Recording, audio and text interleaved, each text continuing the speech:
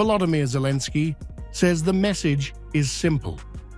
If the war is in Europe, peace must be shaped in Europe. Referring to the Switzerland trilateral, he acknowledges partners from the Middle East and beyond, but insists geography and stakes matter. The question he raises: why look elsewhere when the battlefield is here? I think it's good that we held a trilateral meeting in Switzerland. We respect and value partners from the Middle East and other countries. But, in my opinion, if the war is happening in Europe, then we have to find a place in Europe. There were two groups, the military group and the political group. We are closer to completing the negotiations on the military track than on the political track. Why?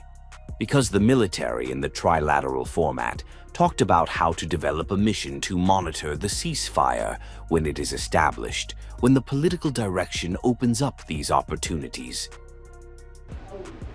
He then breaks down the negotiations. Two tracks, military and political. According to Zelenskyy, the military track is moving faster. Discussions have already covered how a ceasefire will be monitored, timelines, and technical capabilities. The United States is expected to play the leading role, while Europe's participation is still under discussion. A draft mechanism is nearly ready. But without political agreement, does it mean anything? Zelenskyy flags a sensitive development, talks of a possible new arrangement between NATO and Russia.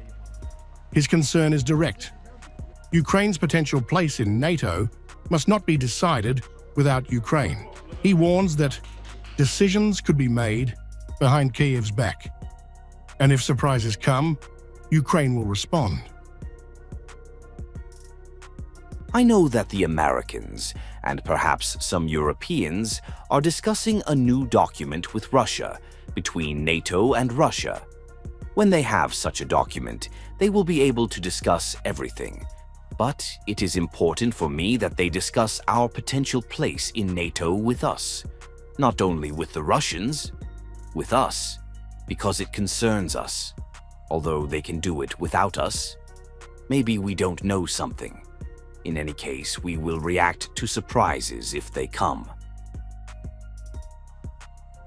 Turning sharper, Zelenskyy dismisses historical arguments pushed by Moscow. Targeting Vladimir Putin, he calls such narratives a stalling tactic. For him, the focus must shift, away from history towards ending the war.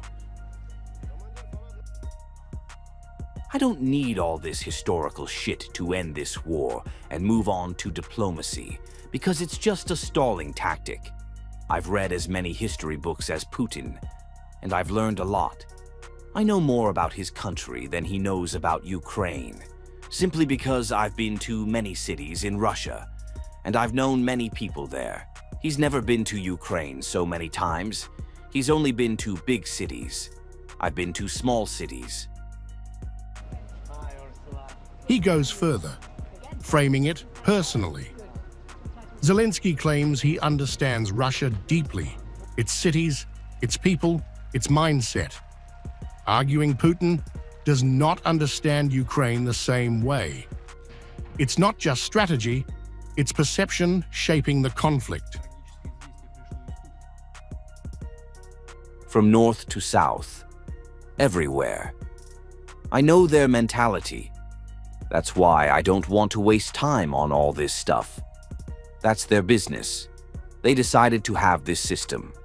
The Russians decided to change themselves. The Russians decided they needed a new czar. That's their choice. And then the stark line, Russia, he says, chose a new czar, a system, a path, a direction. But for Ukraine, this is about survival.